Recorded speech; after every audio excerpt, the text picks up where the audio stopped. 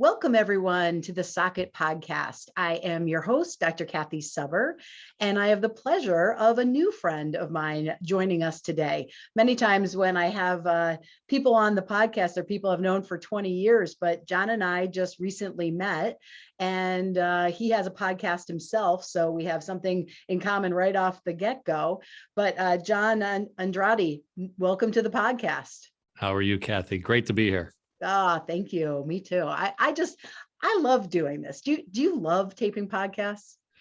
I really do. I think, it's interesting. If you've been in sales or entrepreneurship or business development, a lot of it is sometimes cold calling or networking cold or just getting to know someone. So I feel like it's like a cool way to just non-intrusively ask a ton about the person. And then all of a sudden you're like, you become buddies because gosh, if you spend 30 minutes, 45 minutes getting to know someone and asking the right questions, I think it really becomes something genuinely connected. So yeah, it's a little bit more than how's the weather over right. a networking event, something like that. I agree that one-on-one time, whether you're meeting someone for lunch or you're grabbing a coffee or taping a podcast, you really get to the heart of someone pretty quickly if they're open enough to share a little bit more about themselves. For sure. So speaking of which, how about you just give us kind of the 411 on you? What do you do? Do you have family, kids, things like that? Yeah, well, I live by the 5 F's, faith, family, finance, fitness and fun. Right. So that's kind of my Nice. 5 F's. I stole that from someone. It's not mine, but I love acronyms. So I case everything. If I see something good, I copy and steal everything. So, but no, yeah. So faith, obviously, Christian guy, family. I've got married for 12 years since 2009. Knew my wife about 6 years before that. And then we have 3 beautiful daughters. So God likes to mess with me, no boys. So, I've got a 10-year-old, an 8-year-old, and a 2-year-old. So wow. It's definitely a journey at home. I had a male dog, a chocolate lab, but unfortunately he passed away last year. Oh, I'm sorry. So I'm left as the only male in the house. So. Yep. And then you said what, fitness, fun? What were the other? Oh, yeah. Yeah. So finance. So I've been a few-time entrepreneur founder. First was a Nextel phone business in the mid 90s. Had a couple of retail stores. Then after that, kind of played bartender and tried to get into State Farm for a while, but then started another company called the AutoGenie.com. So we were a buying service for automobiles. So not a traditional car selling type of business. I like to conveniently, jokingly say I was the MySpace to Facebook. We were the AutoGenie to Carvana scenarios. So, so sold that in 2009. 2009 was a big year for me. I know that a lot of the turmoil economically around the world, 2008 and 2009 was not too good, but for me, it was a really good year. I sold my business for a nice 6-figure exit.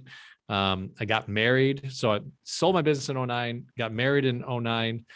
Got a job in 2009 and then went on, we bought a timeshare in 2009. Like all these things happened in 2009. So a pivotal year for you, right? It was a pivotal year for me. So yeah, I got into banking. So I'm in the financial world right now, business capital lending, personal finance as well. And then as far as fitness, I definitely try to stay active. One of the offices that I'm a part of has an office, gym in it. So that's always important to me. I'm more of the guy that likes to gain weight than lose weight. People are like, when everybody says, oh, wow, you're looking skinny. And I'm like, I've always had a challenge with being skinny. I like to actually be a little bit bigger. Yeah. So I'm a little bit different on the fitness side. And then fun, just stuff like this, getting to know people like you. It's such a humbling experience to have you on my podcast with Go for CEO channel, and really cool to get to meet you. So. Oh, well, I appreciate that. I love people. I mean, some people I don't like because some people are just terrible people. But you know what, though? If they're terrible people, they normally have a backstory that if you listen for a half an hour, you get where they were coming from to some degree. So anyway, that's a whole nother topic. But I think people are fascinating. and learning more about what makes people tick is one of the core things that we do in Socket. With Socket, if you have been paying attention to our podcast and look on our website and see the things that I write, I really like to find out what makes people, what inspires people. How do they find their happiness? How do they find their drive? How do they find their confidence to move forward, whether it's in business or just in life in general? And then what are some of the things that sometimes we need to get rid of? All right, what do we need to unplug from? Because it's really easy, especially in today's world, to plug into the wrong things for too long and get your brain going in the wrong direction.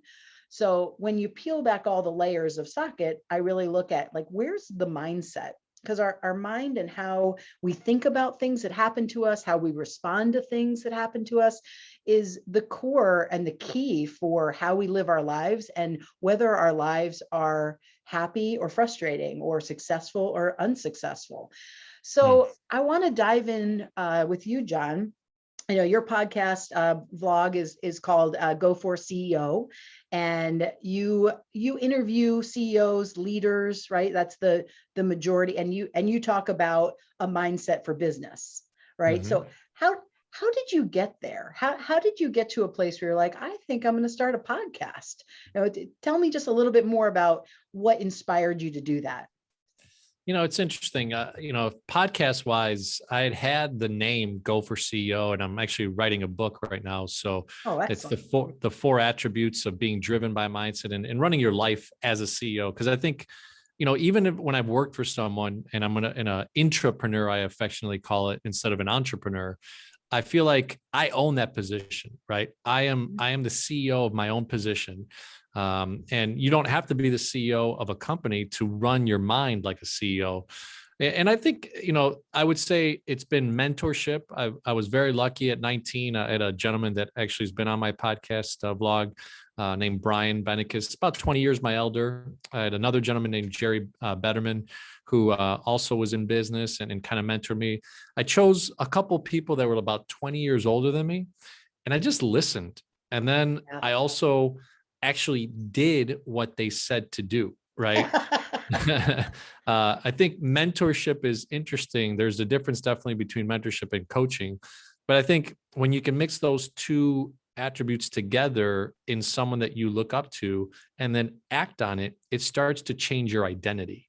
So for me, being an adopted child, my mom's my birth mom, but I never knew my birth father. My stepfather adopted me, his last name, Andrade. And maybe just, some of the things that I saw from my uncle on my mom's side. He was a business owner in Colombia, South America. Okay. So when we'd go visit there, I saw a different lifestyle, because here in America, we lived very middle class, Bensenville, Illinois, Melrose Park, Illinois, very, super middle class, not that I didn't have food on the table or anything like that, but I didn't have any luxuries or anything like that.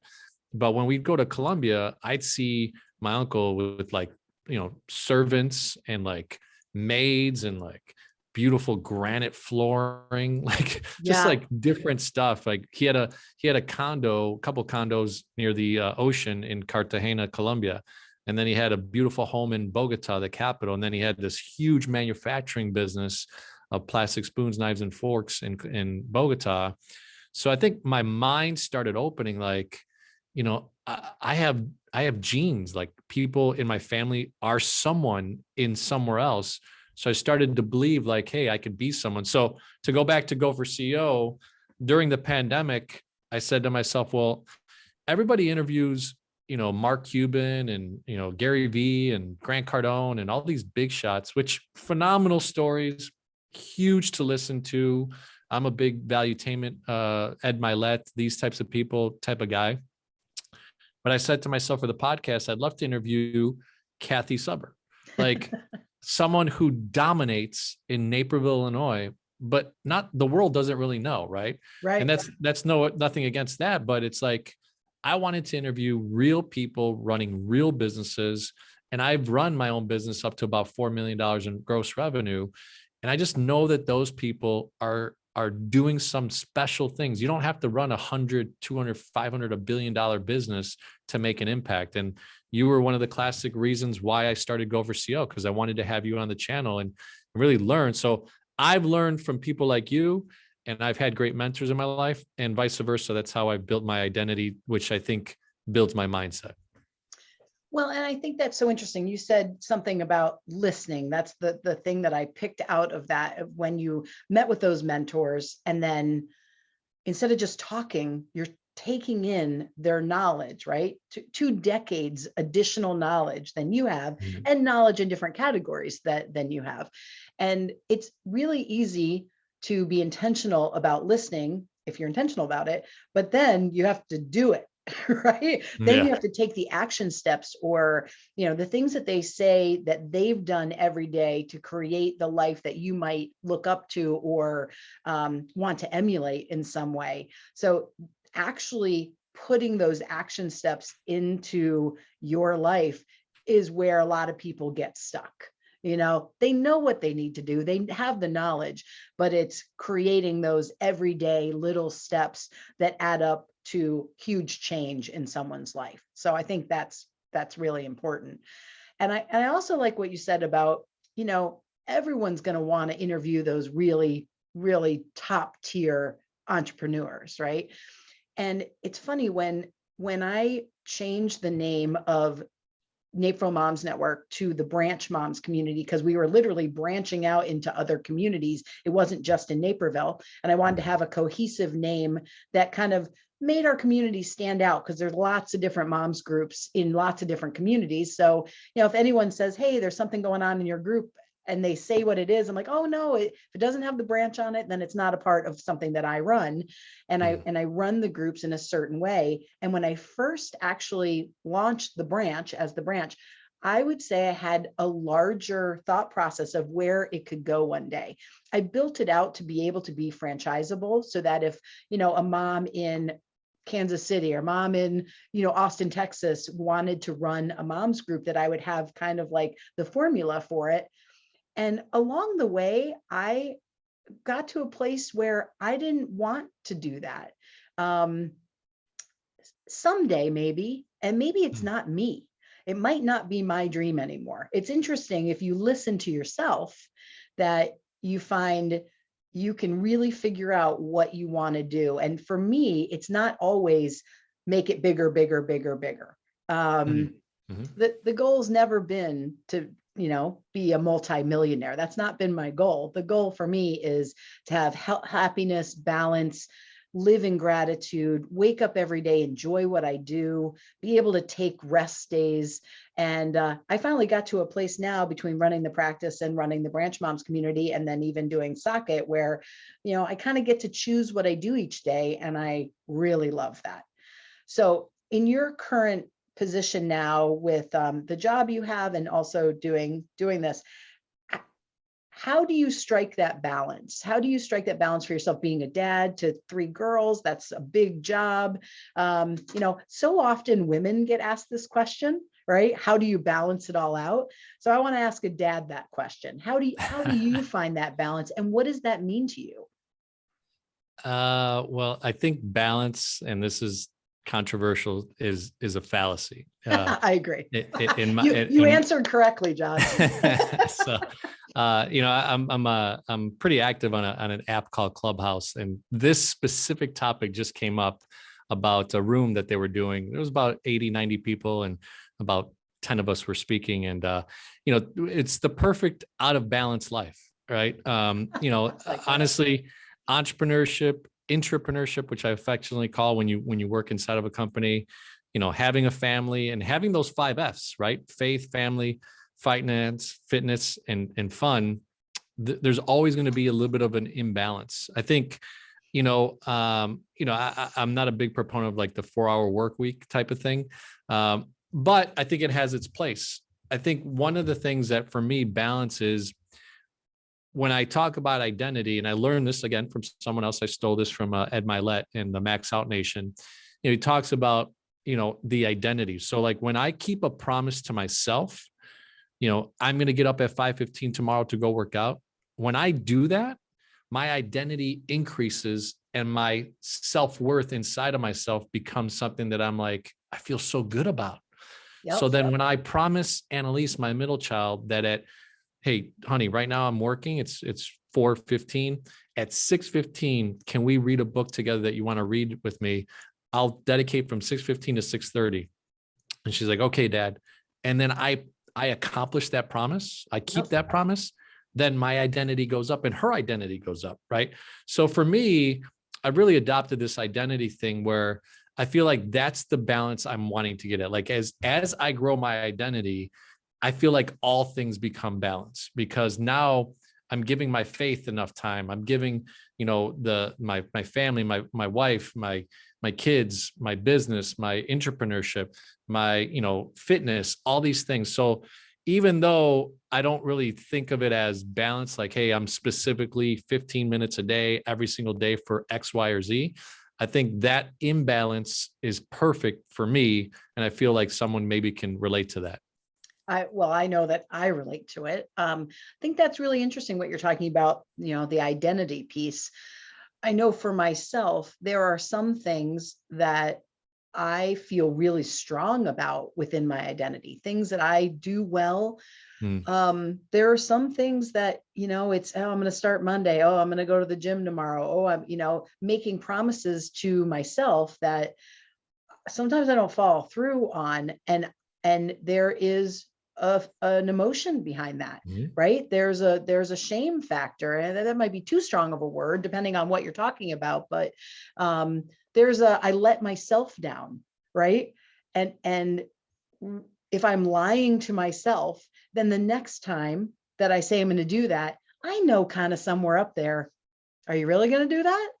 So I think that's smart to create a life where whatever you say you are going to do, you actually are going to do. And then finding a way maybe to not overpromise things, right? Hmm. Like if you have a crazy big meeting coming up, that may not be the time that you give any of your children a full hour, 3 hours before that meeting, right? Because Mhm. you're prepping, you're right. Is there a way that you find that you have to be more realistic with yourself due to that? Yeah, I mean, I think, I'll give an example, even just the other day, right? I had a gentleman that we've done about $4 million of lending in business with him, and he's been the referral source. So a lot of times, you call those COIs, centers of influence. And this gentleman, for a year and a half, I've never met him live. And it's been all through Zoom or through phone calls, right? And obviously this pandemic craziness.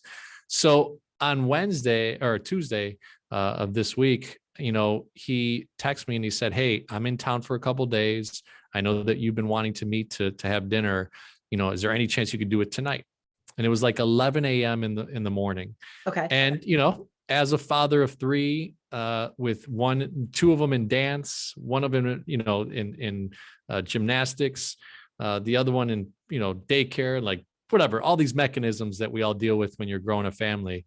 It's not the easiest thing to throw a wrench into Tuesday and go, Hey, hey, honey, hey, guess honey, what?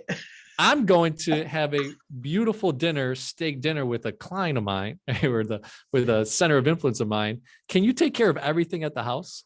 Yeah.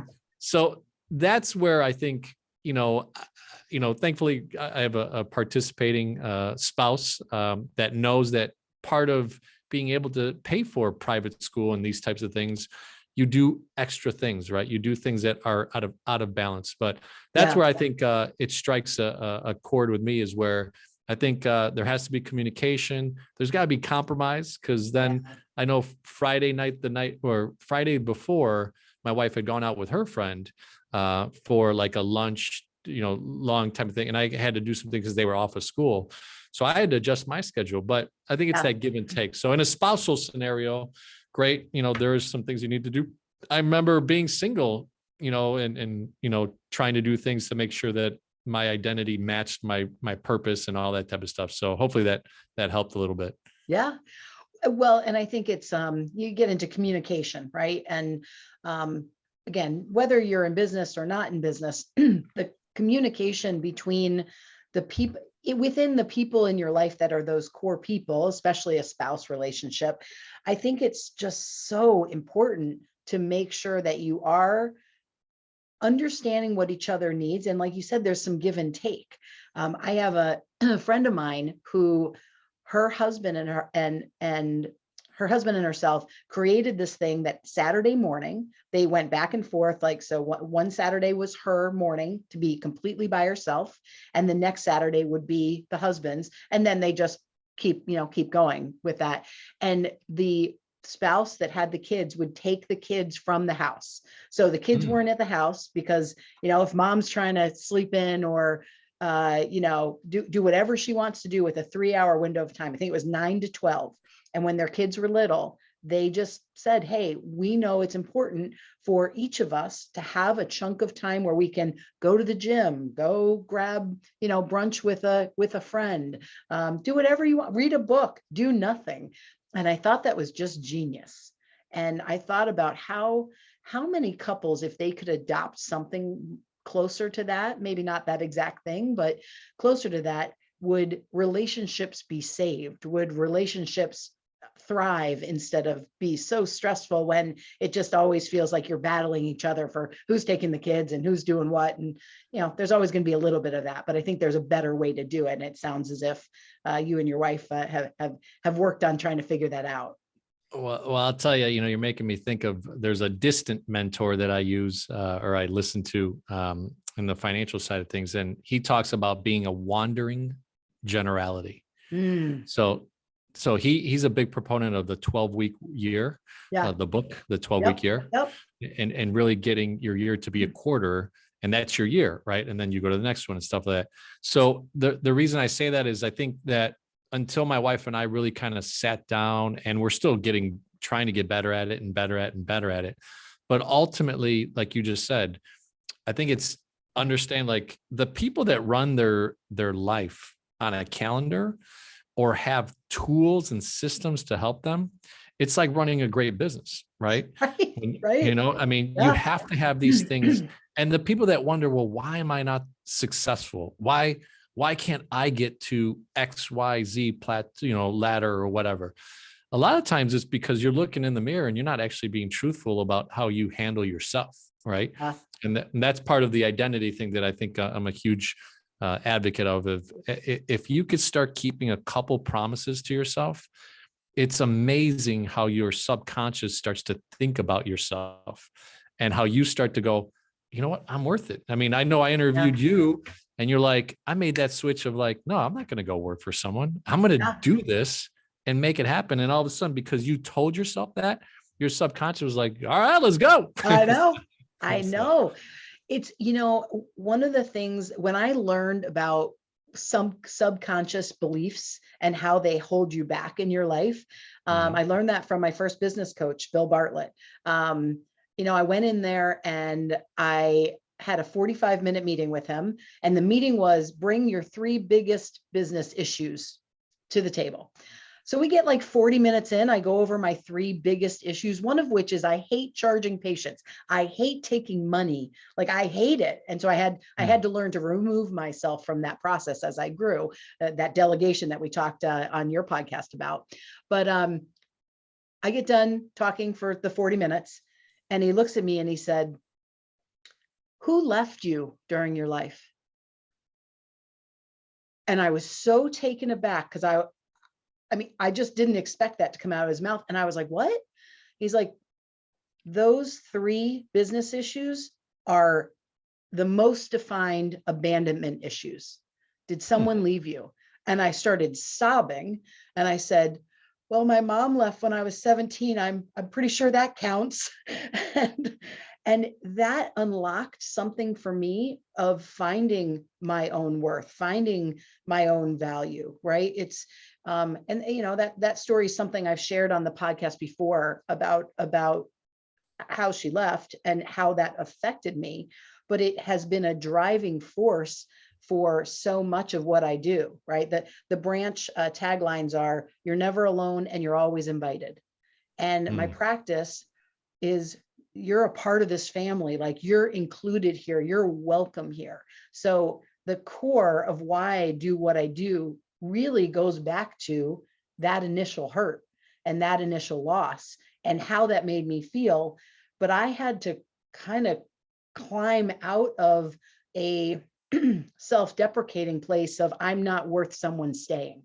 And Mm, so if I'm not worth someone staying and I charge you for a service, you might not stay because maybe it's too expensive or you don't believe I'm worth that amount. Or so he helped me unravel how this personal issue that I went through was brought forward into business. And I'm just always fascinated with the mind and the brain and how deep something like that can then come forward in a totally different part of your life. that's huge. And what an investment that you made. I mean, let's not gloss over that you took the time to pay for a coach, someone that you vetted out, and then that first 45 minutes just blew you away, right? So pretty awesome. That's awesome. I walked out and I knew the woman who worked for him. I was like, is it normal to cry in your first session? She's like, oh yeah, Bill makes everyone cry. But That's awesome. at least it's not fluff. I'm like, if I'm going to pay for a business coach, I'm going to take my time out of my schedule. Like, let's just get to it. Sure. 100%. Yeah, no. And again, that's a great topic too, right? I'm not sure where you want to go next, but I think that's in making investments. Personally, I think like every year I have a certain amount of money that I spend on myself for self-development. Now, I will say, again, I stole this one, so I always like to admit when I steal things, but Ed As long Milet as you talks admit about, it. yeah, right. I keep on admitting it. So Ed Milet talks about, entrepreneurship is probably the number one self growth or self evaluation or self development scenario in your life that you could ever do, right? But then Yeah. secondly is actually really having a coach, no matter if you're an entrepreneur or an intrapreneur, having someone that you can kind of have that accountability, because ultimately we are accountable to ourselves. But it's really neat when you can have that accountability and then work with someone that has some expertise, call it a coach or a mentor, those types of things. So really interesting. That's awesome. Yeah. Well, and I put therapist in that category Yeah. as well. I know for me, it was like, oh, okay, I gotta dive in a little deeper and get through some of these things. But doing the coaching with him unlocked something that I was like, okay, I need to handle this. Mhm. I need to deal with this. So something I like to do on the Socket podcast is to ask people three things. It's something in your life that you need to toss and get rid of, something or maybe you have recently, excuse me, something in your life you need to recycle or transform in some way, shift a little bit, and then something that you want to elevate and bring more of into your life. So for you, let's start with tossing. Is there something recently that you've had to just completely get rid of? Like, I need to end that relationship. I need to, man, oh man, I have a little cough. All right. Well, I'll Me. I'll pick up for you there. Thank you. And on our ending our podcast offline, we talked about this. I think friendships, or what you feel should be friendships or connections in business, and I'll kind of make it a broad statement, but I think a lot of people don't realize that sometimes you could take 5, 10, 15, 20 years with something that you're doing or someone you're doing it with, and not take a step back for a second and go, wait, this isn't actually, this isn't good for me. Yeah. Right. And look, sometimes I forgot what the saying is. Now I'm not stealing it well enough, but it's like, some things are for a season, some things are for a reason, something like that. I don't know Yeah. if it's a church thing that I might have heard, but it's very true. Like, honestly, this life is short, but it's also can be very long. you know, you could see your kids. I mean, my oldest is 10, and I feel like Facebook just gave us the memories of her being born 10 years ago Oh because we my posted them goodness. on Facebook. And so she's like a little wrapped up baby, and now she's 10. Yeah. So that feels like it went fast. But like, as an example, some friendships I lost over the last year, it felt like forever to know that, wow, that actually wasn't a good friendship. To go Yep. back and look at it now and go, wait, I was kind of stuck on like a weird, like, oh, okay, let me, like, why am I making, like, it should be give and take, right? Yeah. I don't even like saying 50-50, but I like saying give and take, because I think ultimately friendship, business, everything, it's like, it's always a yin, a yang. And if you're a person that really cares and is persistent about true authenticity and all that type of stuff, I think that sometimes you're giving more and sometimes you're taking more, right? So it's that yin and yang. So that's kind of my thing that I, got rid of this year. Well, and within Socket, we talk about unplug from people or things that no longer serve you. Mm-hmm. And that sounds a little harsh, but I've had a couple friendships throughout the years that I thought they were going to be lifelong friendships, and then something happened, and wow. And then you go through that, and then if the friendship ends, you reflect a little differently in the past, and then all of a sudden you're like, oh, well, that was kind of a sign and symptom of this issue, and so was this, and so was this, and then you kind of look back and be like, man, the friendship that I thought we had, I don't think we really had that. I think I had that made up in my head as a story. 100%. It's hard. It's Yeah, really it's not hard. easy. And look, I'm the type of person too, like even when I dated, it was always fun when I was younger and I dated a lot. I always tried to stay friends with the girl. Like I wasn't like, oh, like I'm your mortal enemy. And I had a couple girls, I had a couple girls that like treated me that way initially. And I was like, dude, we're all adults. Like, okay, so if I see you at a bar sometime or at a restaurant or whatever, mutual friends, like I'm still going to say hi to you. Like like I still care about, like we obviously got together and dated and had some of a connection, but now that we're not together, why do we treat each other like a piece of crap? Like it doesn't make any sense. Like even, I know it's hard and I'm not divorced, right? But if it ever did happen, God forbid, like I would want to treat that person like with love and respect anyway, right? And it's not easy. I mean, obviously, but I've been divorced for 13 years, and if people saw, Chris and I sit next to each other, like we go to the martial arts belt testing, we sit right next to each other, and you would never know that we're divorced. We had issues that make people get divorced, and we worked through those, and then we're like, all right, now we need to co-parent, right? It's so I agree. I think you can. I think some relationships. Well, this will lead us into the next question. Actually, we're talking about recycling, right? For me, in my marriage, I had to recycle the relationship with my then husband to become a functional, amicable co-parent, and that was a transformation that we had to make, and I think we did it well. What's something in your life that you feel like you've had to recycle or change up a bit?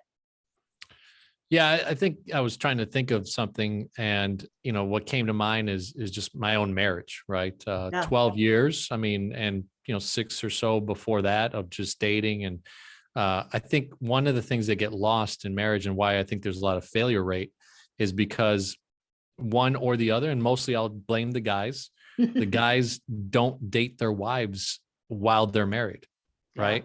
They don't show that same effort. My wife always tells me like, hey, it was always cool when you dated because, like you're coming to pick me up. I'm getting freshened up. I get to put on the best things. I get to put on the best perfume. And like, I'm excited about it. But when you live with each other, it's like, yeah, hey, what's up? Right, exactly. Oh yeah. Oh, what do you These need are me my to do? Wednesday jammies, Yeah. What's going on? Oh yeah. Oh, okay. I'll take it. I'll pick up the loaf of bread. Whatever. Like, that's the thing. I need to challenge myself, and to not end up a statistic, you have to recycle that. Like that's the thing that. So I think, and in everything, I mean, if you've been running a business for 5 years, great, you made it over the hump. But what are you needing to recycle? What are you needing to freshen up? What are you needing to twist a little bit? Because you know what, 10 years from now, or 5 years from now, it's not going to be the same world you live in. Just like we're going through the pandemic now and all the craziness, and some people believe one thing or the other, but things have changed. Now, mindsets have been, brainwashed or not, or whatever. It's like some people are not going to go back to the way we used to do things. And how are you going to adjust? So I think that's the thing, same with like, marriage and everything. So that's kind of the thing I'm looking at recycling. Well, and I think that's so important. I mean, I feel like every 5 years I've been a different version of myself. And, every few years I think it's a really good thing to take stock of, all right, like we're doing okay, like almost renegotiating what's our relationship, what are Mm, your needs? What are my needs? Are they the same as they were last year? Are they different? You throw children into the mix and new businesses into the mix, right? And that shakes up the snow globe pretty hard. And yeah. then where those pieces land, you need to make sure they land in the right place. So I think it's smart to be proactive about that, especially in a relationship that's such a key part of your life. Yeah. Um, so the last part's always my favorite part. What are you needing, or what have you recently elevated in your life? What are you bringing into your life at a higher level because it's going to get you to the next level, make you happier, make you live more in gratitude? What does that look like for you? I think there's this app called Clubhouse. It's a cool social audio app, first of its kind. I know there's a lot of copycats coming out with bigger networks that have been built out already, and they're trying to do social. But what the thing that it's really helped me, I guess, be different at is I've always felt like my human connections wwere good. And I could go back to someone I did business with 20 years ago and, hey, it's John Andrade. And I feel like for the most part, 90% of people would be like, oh yeah, you sold me a car at the Auto Genie, or you sold me a phone in Nextel, or insurance, or whatever, all that stuff. Yeah. And I would always feel like if I changed something I was doing, I could call Cathy and be like, hey, Cathy, I'm into this now and would love to know if you know anybody, or maybe you might need a service. And people are like, hey, John's a good guy. Like, I know that he got into this next thing, and that's something I could support him with, right? Or refer him, something like that. So Sure. I think that's the thing that I've noticed recently, is that going deep with conversations, and then understanding kind of a better system of follow-up is what I've been perfecting. So there's There you the go. Clubhouse app has been a social audio app so that I can meet people. LinkedIn on steroids is what I call it. But then I met this gentleman on Clubhouse. I had interviewed him from Contact Mapping. He has an app out there. It's kind of like it's a CRM, but it's an app, and it's a very dynamic, like, it helps you to be like, oh, I haven't connected with Cathy. Like, I'll give an example, and people laugh at this. Thanksgiving comes around. How many text messages did you get from that person that you haven't talked to in 6 months to a year or two? Happy Thanksgiving. Hope all is well. Like, or that email. Yeah. Like that. I mean, thank you for the Thanksgiving. But honestly, like, I haven't talked to you in 7 months or 10 months or 12 months. And that's fine, because there's some relationships that happens, and it's great to just kind of pick up at that moment. Yeah. But my point is, like, this tool is reminding me to just say hi to Cathy. Hey, Cathy, hope all is well. It's Wednesday at 12:13 p.m.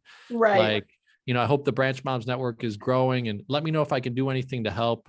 That's the type of things I'm getting better at because of these tools. So that's kind of the things I'm developing. So That's interesting. I am in a space now where I have so many wonderful friends. I'm so blessed in friendship right now. And that has been years of developing those friendships. sure. But every once in a while, you're like, oh my gosh, I haven't talked to Amy in 4 months. Like, or I haven't talked to Brooke in a year and a half, so that's an interesting concept. I like that. And I think, Just go ahead. Go ahead. oh, I was just saying, I think people really appreciate when you take the time out of your day to say, hey, how you doing? Yeah. And I was gonna say, I mean, I just, even a text message, right?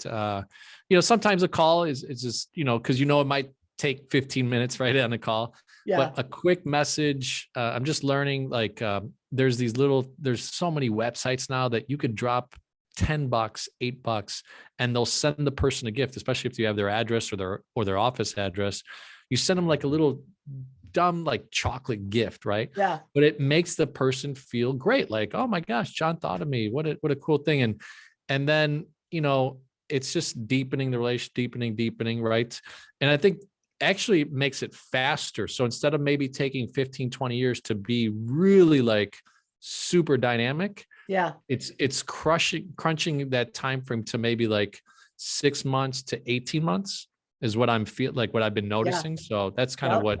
what it's done as a difference for me. So I throughout the years, I've been in business in Naperville for 22 years, and I can count kind of on my hands and my toes, my fingers and my toes, the amount of personal handwritten notes I've gotten from mhm. people in the business world, right? I've gotten some from other people, obviously, but within the business world. And 4 of them were from a guy named David Thomas. And he was an insurance agent, and I met him through the chamber. He knew I had an insurance agent who was a patient of mine, and I'd had this insurance agent for a really long time. But to foster our relationship, he would send like cards if he heard me speak, on a panel or something. Be like, I just was really inspired by what you did. And he'd write me a handwritten note. Our business won the Small Business of the Year award back in 2010 for the professional category. He sent me flowers. Like, I knew him enough to, go up and talk to him every time I saw him, but he really took the time to invest in not just a financial part of it, but the time it takes to do something personal. Mhm. And my original insurance guy moved and stopped doing insurance. And David Thomas has been my insurance agent for the last 10 years. I called him like, hey, my guy moved. Can you give me a quote? I didn't quote anyone else out. It was like, you've built this relationship. Like, I don't care if I can save a little bit of money. I really appreciate that relationship. So I think doing things like that have more value than you might even think, because it's so rare for people to do that when it is kind of all on this phone and quick text messages and quick Facebook posts and things like that. Yeah. I'll tell you, I mean, one of the things that I do differently in the commercial business lending side is, even from a prospecting scenario, I do handwritten letters Yep. and handwritten envelopes.